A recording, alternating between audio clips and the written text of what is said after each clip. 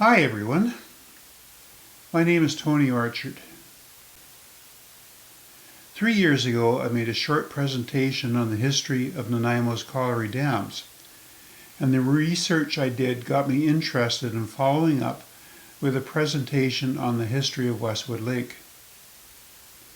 Westwood Lake Park is located on the west side of Nanaimo and has a spectacular location at the foot of Mount Benson.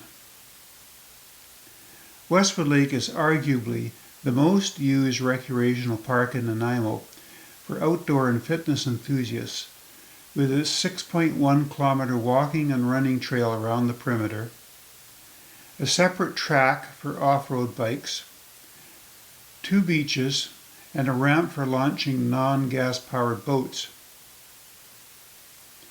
I live very close to the lake and walk around it at least twice a week, year-round.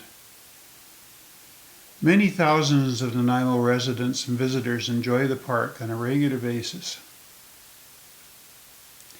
Westwood Lake was originally a swamp draining into Darrow Creek, as shown on the map created in 1860.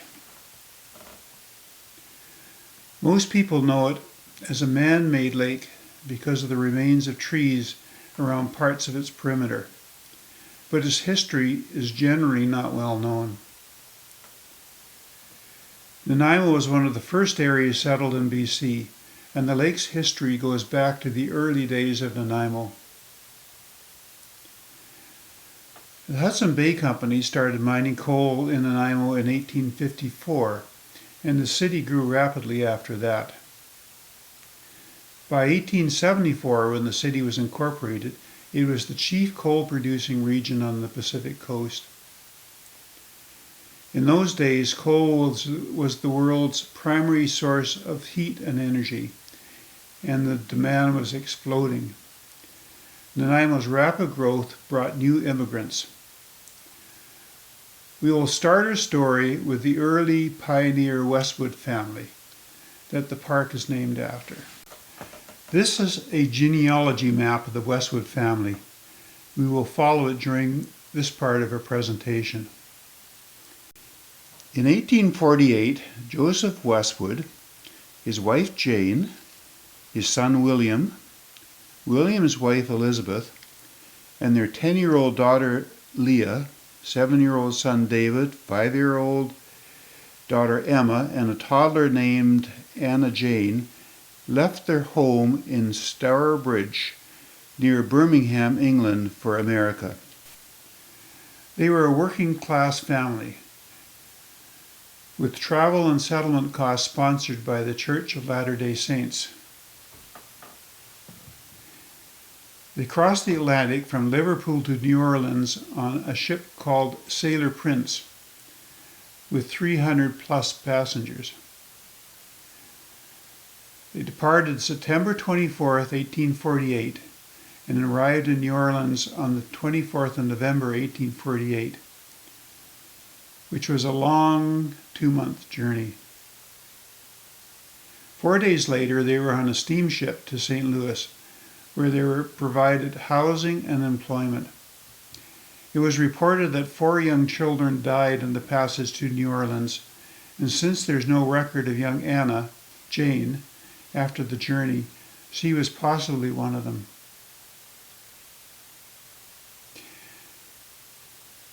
And also, unfortunately, William's wife Elizabeth passed away in St. Louis around 1849.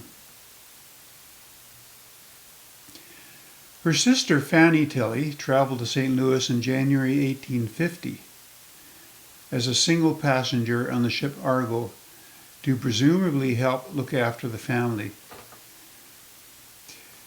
And she shortly married William. On June 4th, 1852, the family left Canesville, Iowa, in a Mormon convoy of 61 wagons for the valley of the Great Salt Lake, following the Oregon Trail, and they arrived safely on September 10th, 1852, after a 3-month journey. They had a daughter, Elizabeth, on June 23rd, 1852, apparently en route.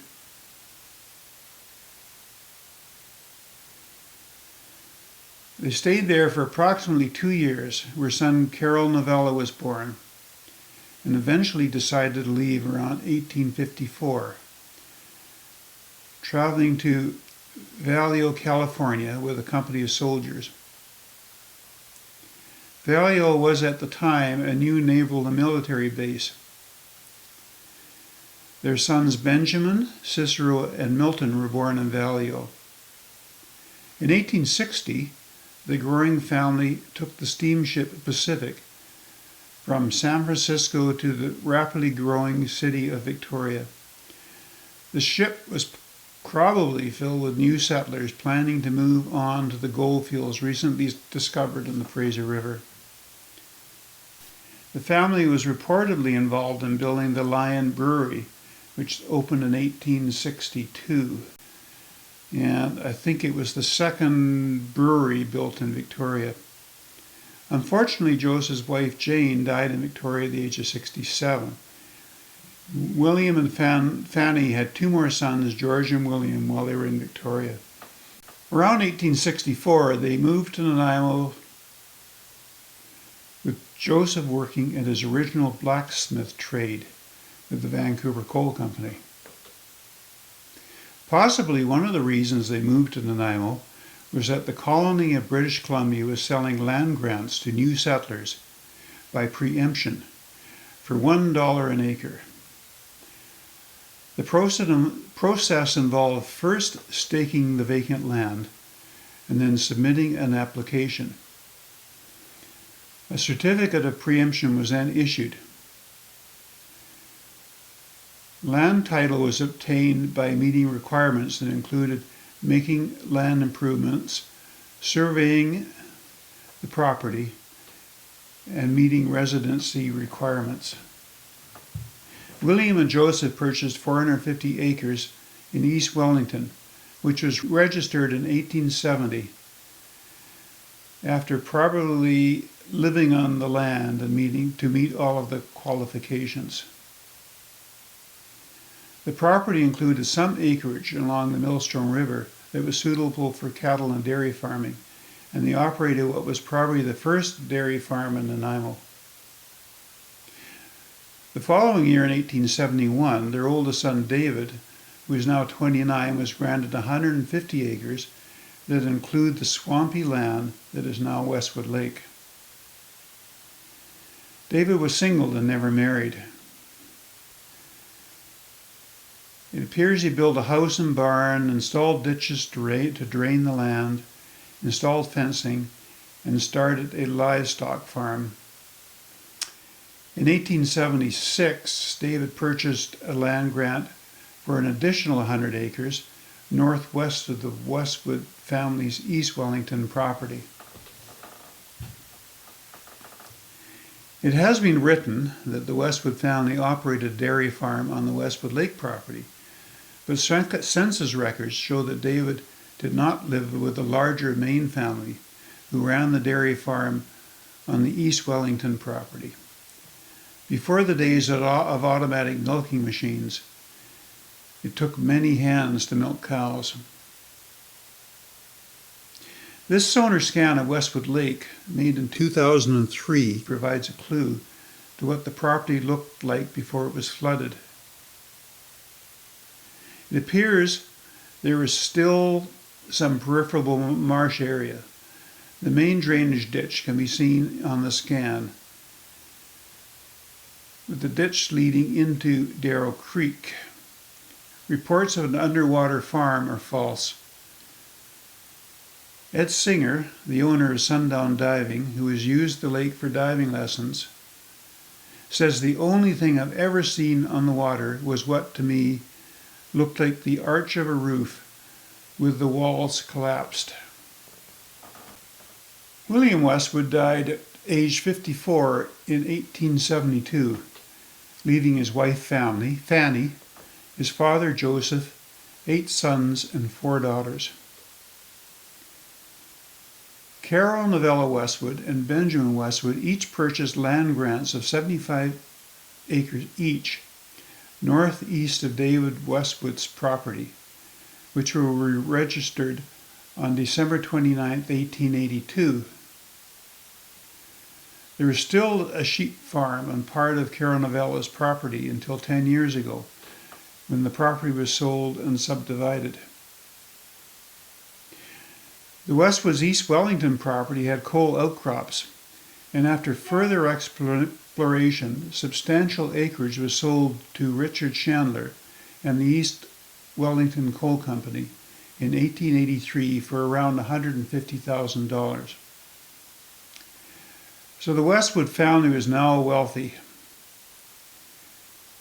Some of that money financed sending William's 4 youngest sons to Ontario to further their education. Joseph Westwood lived to the age of 95 and passed away on February 1st, 1888. David Westwood died in 1909 at the age of 70. The 400 acres between the Westwood family's East Wellington property and their Westwood Lake and North property was granted to Nanaimo hotel owner Peter Saveston in 1870. He subsequently sold the east part of the property for the development of the Jinglepot mines. The western part of the property was eventually sold to Westwood family members, as evidenced by the large farm that still occupies part of the property under different ownership.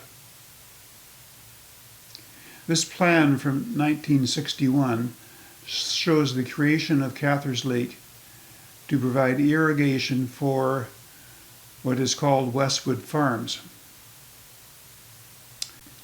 One interesting family member was Earl Cathars Westwood, son of Joseph Westwood and grandson of William. He was mayor of Nanaimo from 1950 to 1952 and again in 1956. And in 1956 he was elected as an MLA, holding several cabinet positions until 1963. He was a major supporter of the creation of Westwood Lake Park. The Nanaimo Electric Light and Power Company built their original plant in the 1880s at Bastien and Fraser Street, generating electric power with steam from coal-fired boilers. The plant burnt down in 1894, but was quickly rebuilt at Terminal in Benson. In 1904, a small wooden dam was constructed on the Millstone River near what is now a sports field in Bowen Park. And a flue channeled the water to a new steam and hydroelectric plant at 210 Caledonia Avenue. The flue was later upgraded to a wood stave pipe. During the dry summer months, the plant generated power with steam. In 1907, Nanaimo Electric Light and Power purchased the ranch and swamp land from David Westwood, plus some additional property from Western Fuel Company, 200 acres total, and built a clay and dirt dam across Darrow Creek to create a reservoir that could be used to supplement water flow into the Millstone River during the dry months. The dam was completed in late 1908. The water was controlled by a pipe running through the dam. The original spillway was south of the dam, on the side of what is presently a saddle dam. There was obviously no thought given to the future use of the reservoir, because the trees were not cut down before the land was flooded. In 1921, a brick powerhouse, which was called the No. 2 Powerhouse, was constructed downstream from the newly constructed reservoir and is fed from a wood stave pipe that exited the dam. The pipe ran through property that is now partly a public right-of-way. Remnants of the pipe are still visible above Darrow Creek near the dam. In 1925, a rail line was laid along the south side of the lake by the new Ladysmith Lumber Company to transport lumber and logs. The old rail bed is now part of the path around the lake. On frosty days, the pattern of the rail ties underneath are still visible.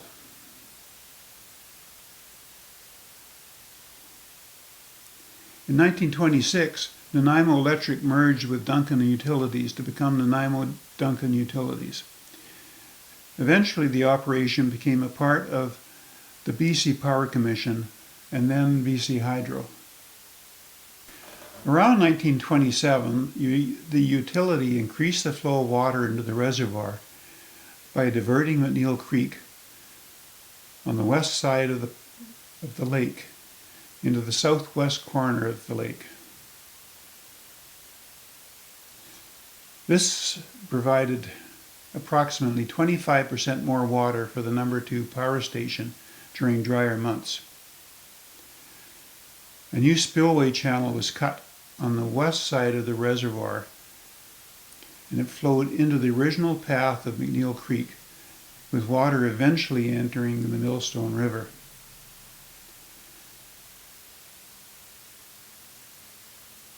Nanaimo was connected to the John Hart generating station in 1948.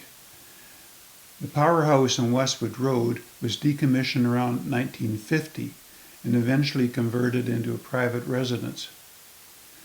This is what it looks like today. This plan of Cather's Lake from 1961 shows the abandoned pipeline leading to the powerhouse. Various groups, including the Nanaimo Fish and Game Association and some members of the Westwood family, lobbied for the reservoir and area to be turned into a provincial park. A study was made in 1952 by the British Columbia Forest Service to review this recommendation. The study provides a fascinating look at Westwood Lake in 1952, with a discussion on the work required to turn the lake and area into a park, and a map that shows private and public property that would have to be acquired for the park. These photos from the report show how much work would be required to create the park we know today. Snags and dead trees were more than prevalent than today. Notice how small the trees were more than 70 years ago on the south side of the lake after logging in the 1920s.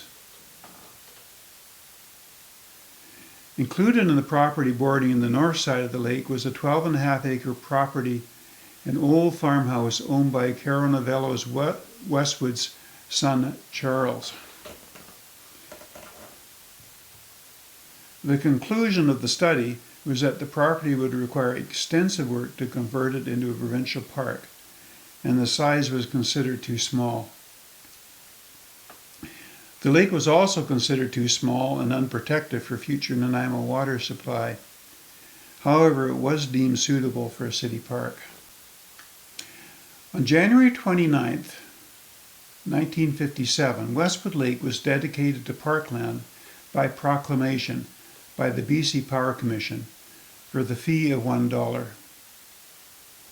In 1958, Nanaimo took over the license from the Power Commission, and with additional property set aside by the provincial government, the development of Westwood Lake Park began.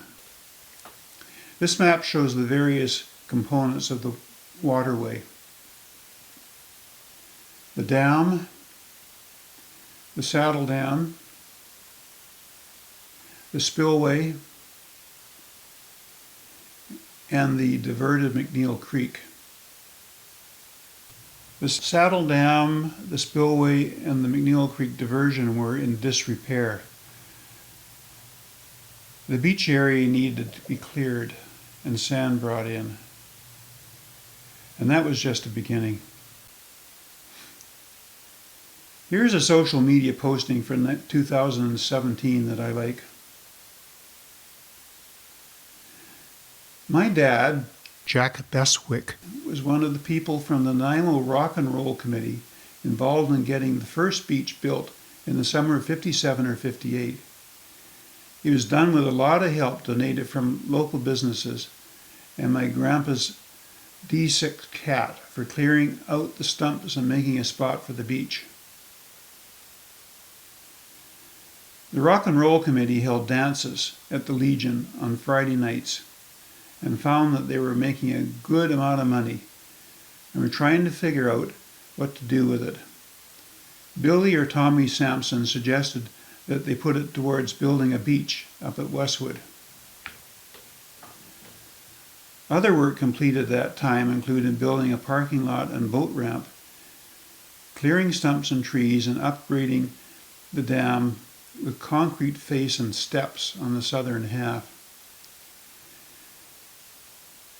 The dam facing closest to the parking lot was upgraded with boulders embedded in concrete in 1967.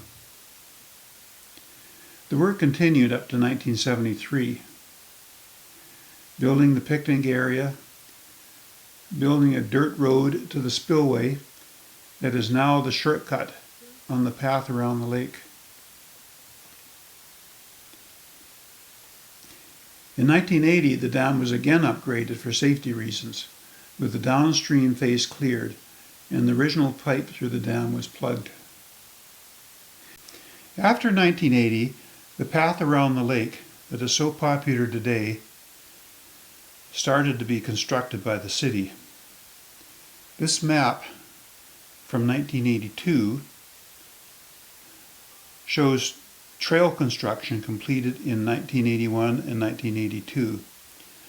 The future trail on the south side of the lake was also slashed out, following the original rail line. Work continued through at least the next 2 years, building bridges and bringing in surface material.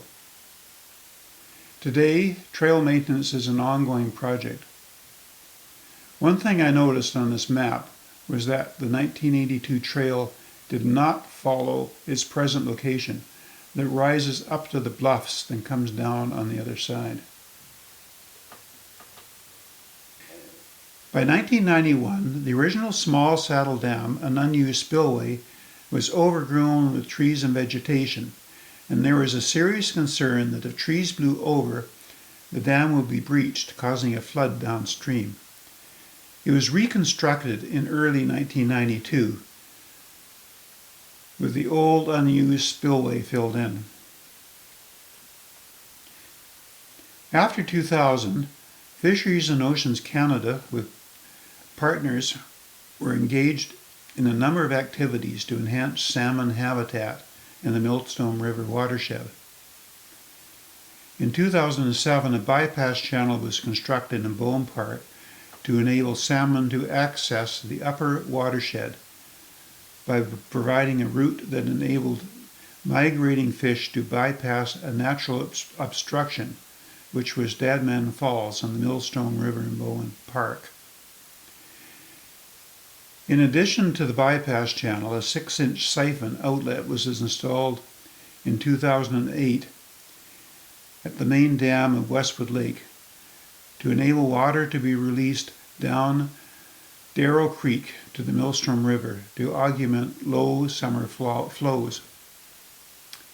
As part of this project in 2009, the spillway weir was upgraded to prevent seepage underneath and to raise the lake's water level by 15 centimeters. A log boom was also installed to prevent floating debris from becoming lodged or jammed at the outlet. The parking lot was enlarged in 2023, and there are plans for future improvements to park amenities and washrooms. Each year, many thousands of people enjoy the beaches, kept safe by lifeguards in the summer months. Hundreds of walkers and runners use the trail around the lake each day. Fishermen fish the stocked lake, paid for by fishing licenses. Mountain bikers use the dedicated trails built over the last 10 years, mostly by volunteers. The Greater Nanaimo residents and visitors are fortunate to have such a beautiful recreational lake, and it all started with the Westwood family, the Nanaimo Electric Light and Power Company, and the decision in 1957 to create this beautiful park.